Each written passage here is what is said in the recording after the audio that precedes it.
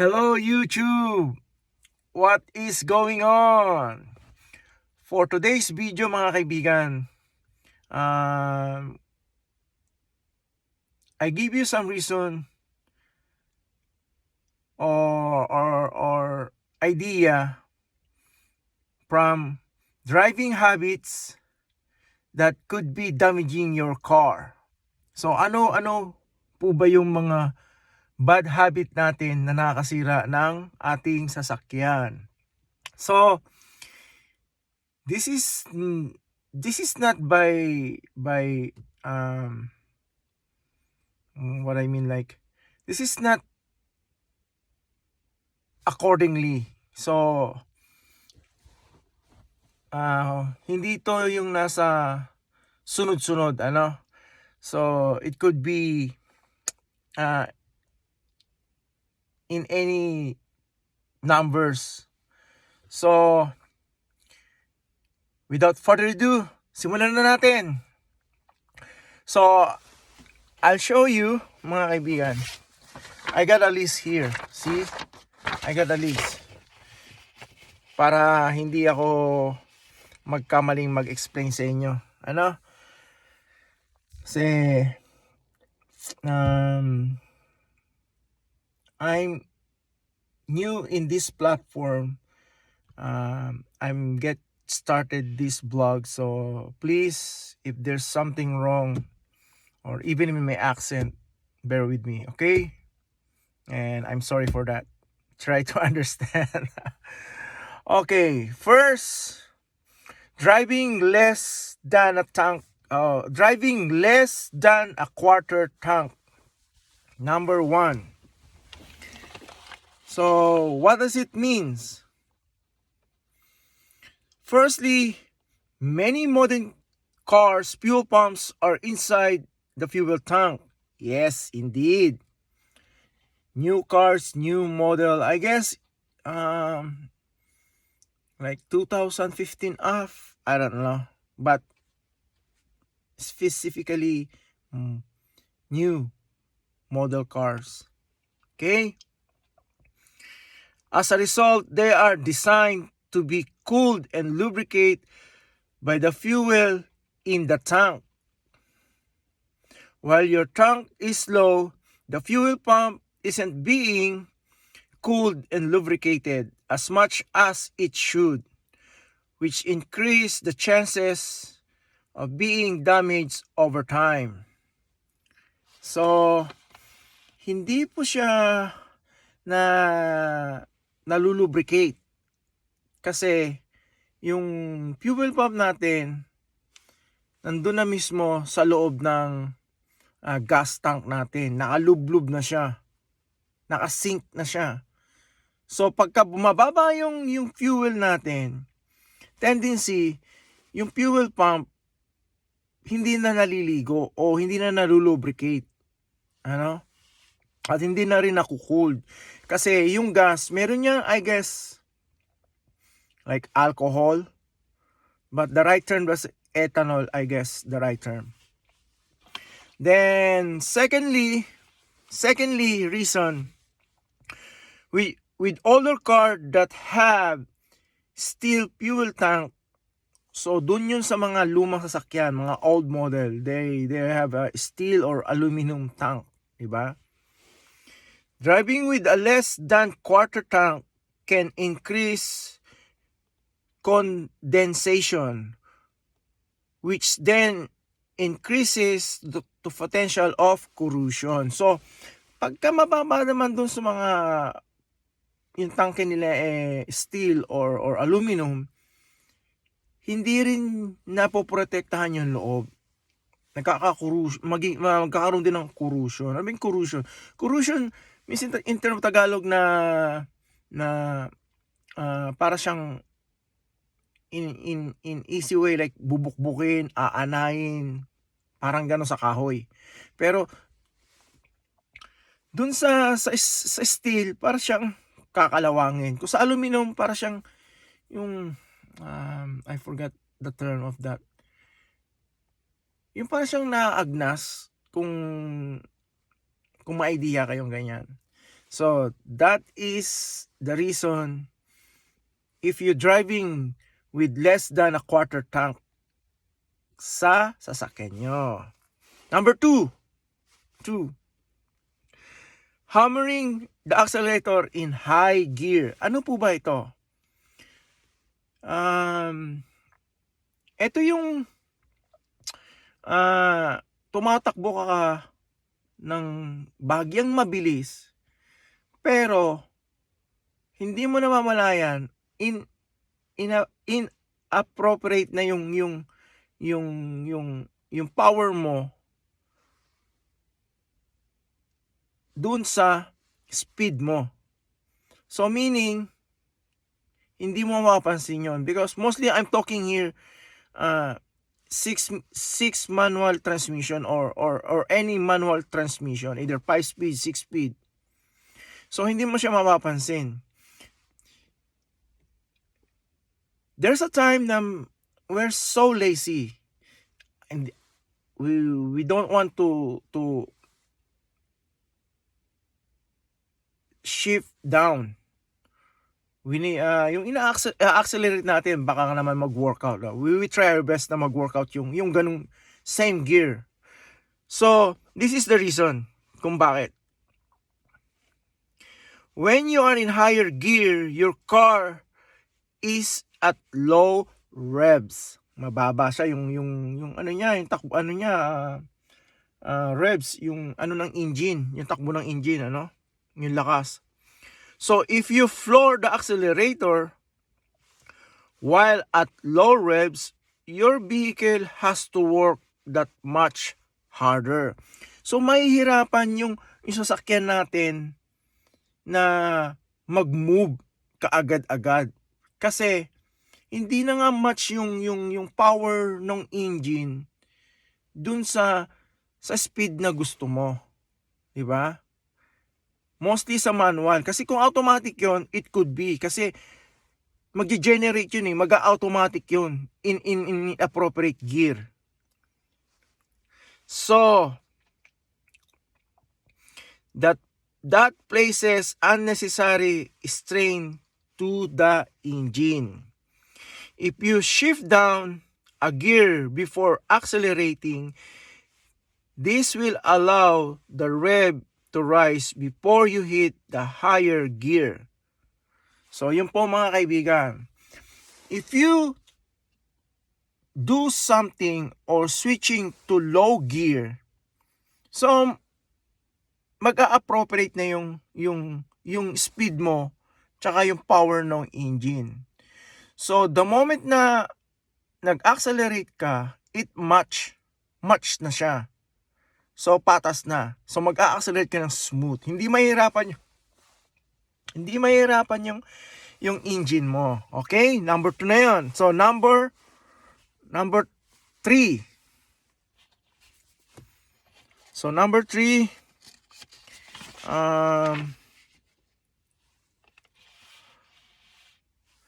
driving past over speed bumps.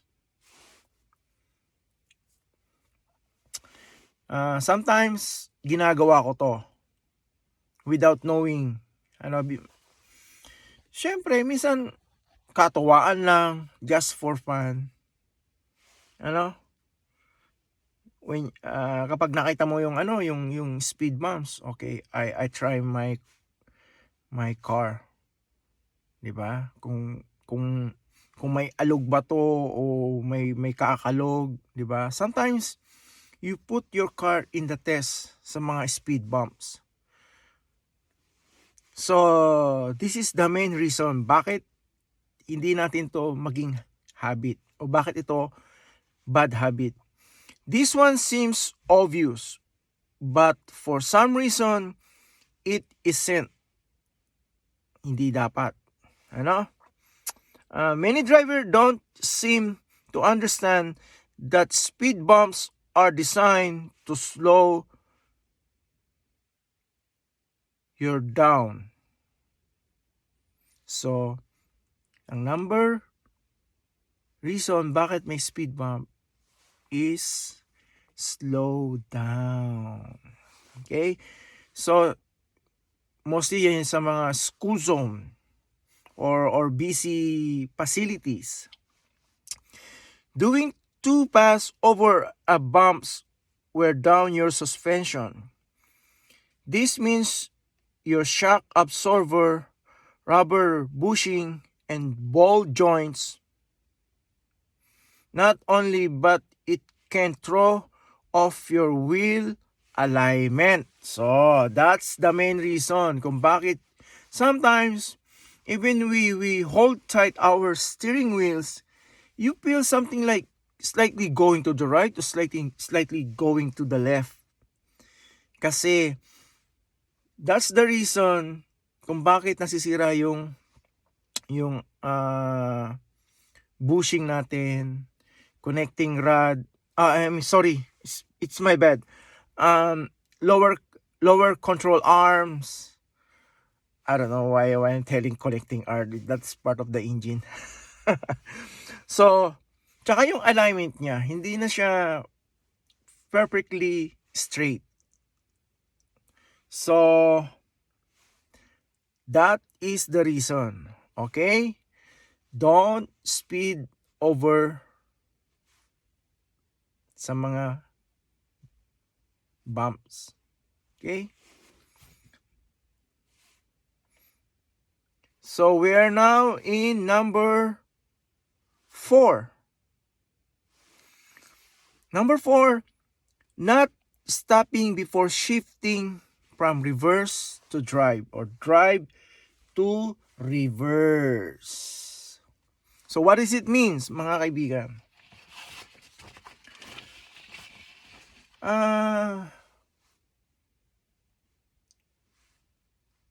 Aminin man natin o hindi, may mga attitude tayo.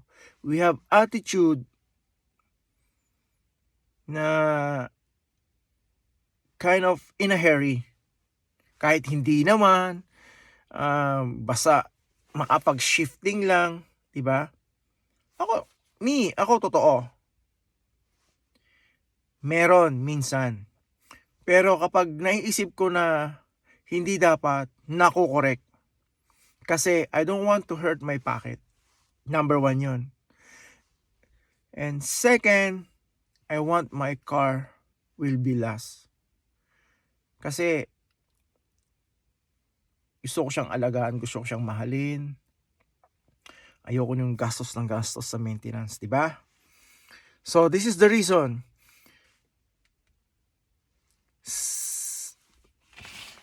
So this is the reason.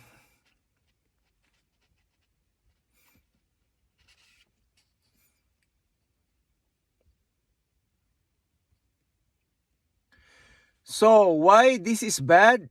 The automatic gearbox, this is for automatic car, is designed solely to shift gear. But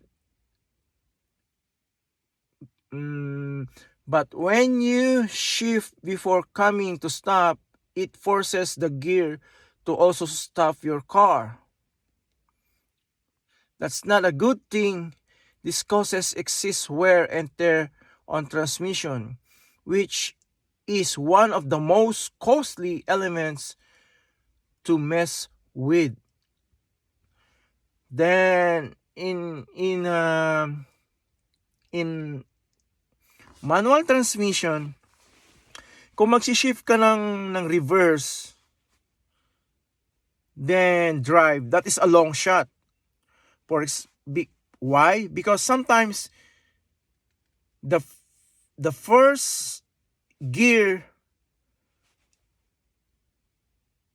is the most left side up o sa bandang itaas sa gawing kaliwa. Then the reverse is all the way down to the right side. So, ang mangyayari, gaganyan ka, then neutral, then switching to upper side for first gear. But some gear ratio, yung reverse, nandito na mismo sa left side, upper left side, then switch to manual, then first, halos magkatabi sila. But it depends, how to avoid this, kailangan mong i-hit yung brake mo ng full. Then, bigyan mo ng clutch, go to neutral, hanapin mo ng maayos yung drive from reverse, then it's very smooth. Hindi yung para nagmamadali ka, di ba? Hindi yung para nagmamadali ka. Kaya nagkakaroon, kaya na ano yung natitira yung mga bushing kasi yung kamamadali mag-shift, di ba? So don't rush in a way you making a shift or when you shifting, don't kind of in a hurry. So wag kang magmadali, di ba? Just calm down. Hanapin mo yung smooth way, yung sweet spot. So that is number 4. So we're moved to number 5. Avoiding basic maintenance. So what is this? Ito po yung you know by yourself, it's time about to change oil. But because of busyness sa buhay, you make a decision na bukas na lang, tomorrow, or this week na lang. Then when you hit weekend, we got family bonding, I got lots of errands, I guess next week again. So the moment you move, the more yung dapat mong palitan, like change, kung kailangan mo na mag-change oil, hindi na ganun kaganda yung oil mo. Hindi na maganda to lubricate the internal parts of engine. Ano? So, hindi magandang pakinggan yun. Kung halimbawa, you need to change your brake pads, then you're skipping or your budget so tight or you cannot afford yet to change it. So it's so hard, right? The most damaging thing you can do in your car is neglect it. So to neglect, yun yung most common part of big roles to damage your car. Nagnineglect ka, yung lagi ka nag-i-skip, napapabayaan mo.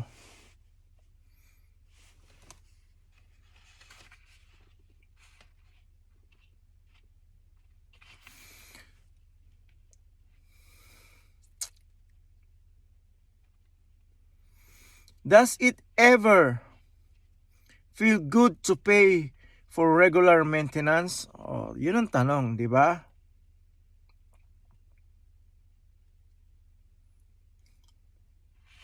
So yun ang tanong, mga kaibigan. Really, it is actually cheaper in the long run. Second question. Absolutely. So not only it is better for your vehicle, it is better for your wallet too. Servicing your vehicle according to your car manufacturer's schedule.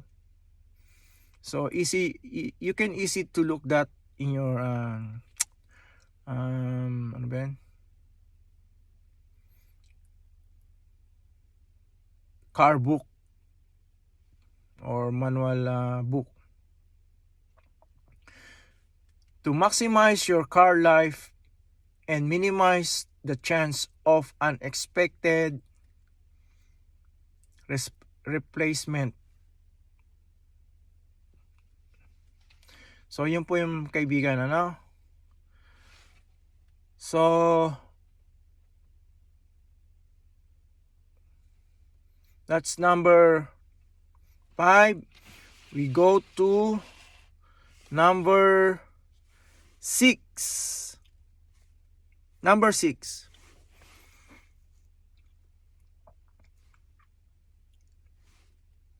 Stop hard or hard stops. Okay? Hard stuff. I mean. So hard stuff. Emergency stop happens. Oh, hindi natin maiwasan 'yon. We cannot avoid. Sometimes you cannot pay attention or I don't know, like for some reason, right? Every now and then you have a slam on your brakes. Things happen, but when they do or when we do, isn't it nice when your brake respond as quickly as possible? Okay lang kung yung brake mo talagang maganda, di ba?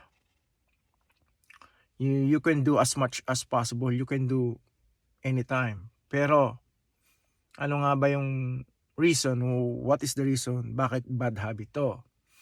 To make sure they continue to do that, avoid hard stops when you can. Don't take your brakes for granted.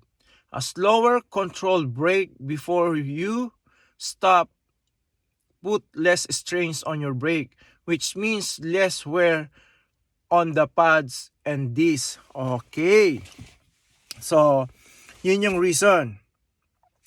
Instead, you're not keeping your distance while you're following, and you are using hard stuff because you have kind of feeling trusting your brake, di ba? What if nawalan ka ng preno? Sa kakatiwala mo dun sa preno mong malakas mag-stop. Di ba? What if lose your brake? Then you don't have enough space to escape in a busy situation, left and right. Right? The more you're doing that, the more the possible you can lose your brake. Not only less wearing their brake pads or brake disc. Could be your brake fluid seal blown. The moment na pumutok yon, kakalat yun sa brake pads mo. Entire brake pads, brake disc.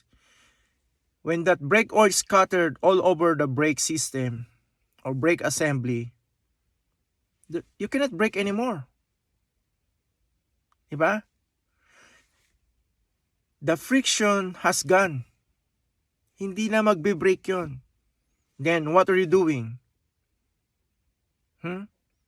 Are you willing to jump? Are you have enough time to escape? Di ba?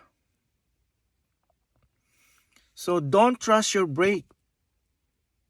Drive wisely. Don't drive hard. Okay? So that's number 6, I guess. Let me see.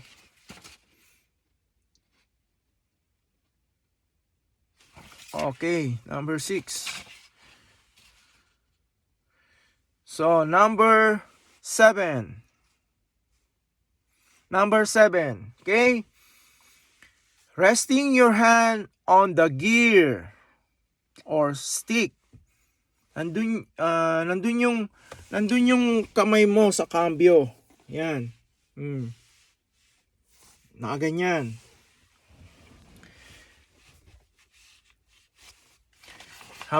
While you driving o habang nagdadrive ka, nandun yung kamay mo sa cambio. So, is feeling cool worth the price of crappy transmission? So, that's a question, right? And annoying sounds also.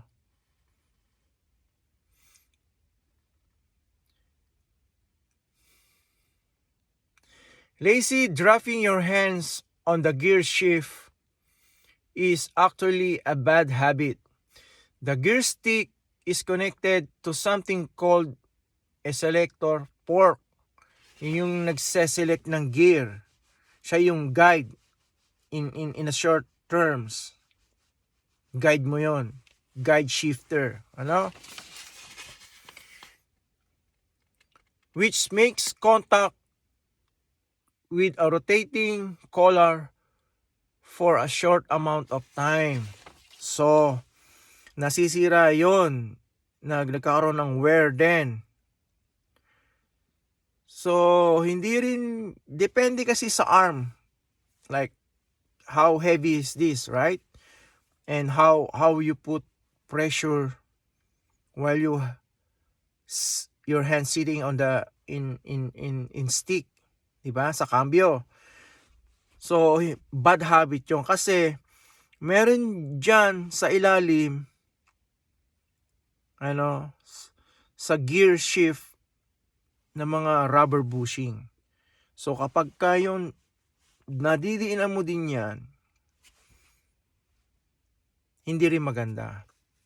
That's why that is part of bad habit. Any cause of damaging ng part mo and it makes you cause, so bad habit yon, di ba? So we are here to eliminate na hindi ka masyadong gagastos sa sasakyan mo. Yung mga nakaugalian nating hindi maganda na nakakasira sa sasakyan. Okay? So that is number 7. Number 8. Riding the clutch. Ito yung nagmamaneho tayo while we accelerating or speeding our car. Yung kaliwang paa natin nandoon sa clutch, nandoon nakaapak. Bakit nasabi itong bad habit? Okay, babasahin ko sa inyo, okay? Riding the clutch, keeping it partially depressed. Totoo naman, di ba? Is it true? Partially depressed, di ba? Then how long? Could be all day habang nagmamaneho tayo. Is a really bad habit. This is one of the worst on this list because that's truly what it is, a habit that can't be or that can be not taken. I don't know. Something you should be able to fix pretty easily. But it is not that easy because naging habit na nga natin, di ba?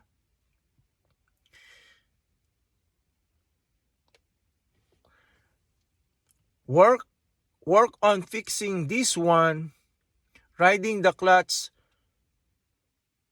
lower the amount of control.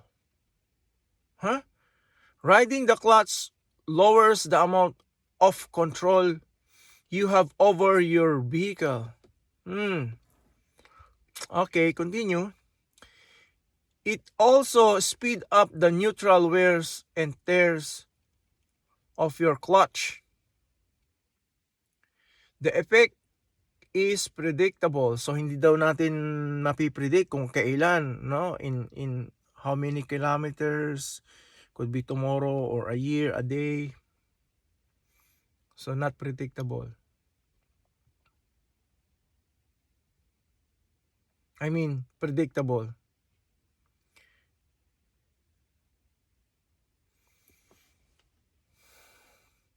If you don't drive manual vehicle, so you don't need to worry. Okay? Kahit paa pa dyan na nakasalang. But because yun nga sa manual, because mostly I'm talking 6-speed manual transmission, right? So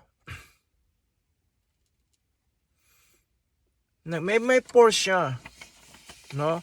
May force siya kahit i-test mo. Kahit i-test mo siya. Kahit i-test mo doon sa sasakyan mo. May force yun.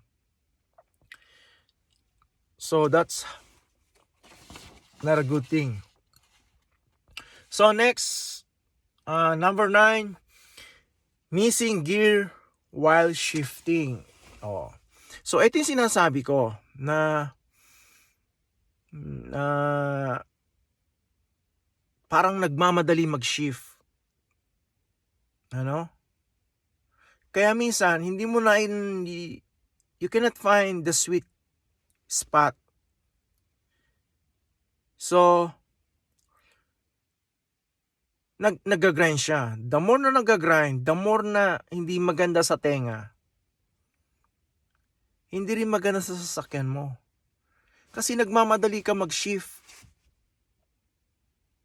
Then secondly, hindi mo na pag-aaralan kung anong revs papasok yung shift mo. No? The best you can do is study your revving should be matched to the RPM.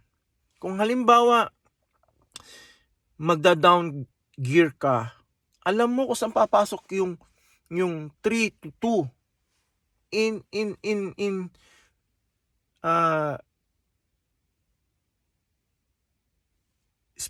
speed range ng power ng engine mo. Kasi kapag na-late ka habang bumababa yun, mamimiss mo na yun. So, ang dapat mong gawin, magre-rev ka. Pop higher, a little bit rev. So, para makita mag-o-open yun. So, the moment na mag-open yun yung sweet spot mo. Papasok na yun. So, hindi na mag-grind yun. Diba? Magagawa mo lang yun kapag kabisado mo yung sasakyan mo, alam mo yung RPM kung saan dapat, at hindi ka nagmamadali. Ano? Minsan, tama yung guide mo. Hindi pa rin pumapasok, still grinding. You do perfectly still grinding. Bakit? Kasi, hindi match dun sa rev. Sa rev ng RPM. When you pump or when you hit the gas, it's rev high, right? When you're shifting, magbababa yun, maglo-low yun. So habang bumababa yun, meron yung sweet spot na papasok yung gear. So yun yung pag-aralan mo, 'di ba? Para ma-prevent mo yung pagsira ng clutch mo. Tsaka yung fork. Ano pa ba? Basta yung mga component doon sa transmission mo. Yun yung nakakasira, yung missing gear while shifting. Either shifting to the higher or to the lower. Vice versa yan. Diba? You cannot shift to the higher if you over-rev. May mga sasakyan na hang rev din. Diba? Yung parang antagal bago mo maipasok. O kailangan talagang mataas ang high RPM. So, the best you can do is study your car. Diba? Because ikaw yung nasusunod sa sasakyan. Manual yan. So, yun yung mga bad habit na dapat nating iwasan. If there's something missing na hindi ko naibigay, mga kaibigan, assignment nyo na yun. You can put your comment down below. Yeah. Sorry kung meron kayong mga hindi na naunawaan o masyadong mabilis ako or partly due to my accent. But as I said, bago lang ako rito. I'm new in this platform. So I try my best. Okay? That is for today.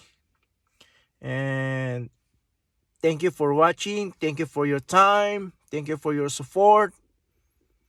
Like, subscribe, share, hit the notification bell para updated po tayo. Okay? I try my best every 2 weeks because busy din po ako sa trabaho. I got 2 jobs here, okay? Living in a dream. Peace. So, thank you again. See you to the next one, okay? Peace. Have a good day. God bless you. John 3:16. Bye.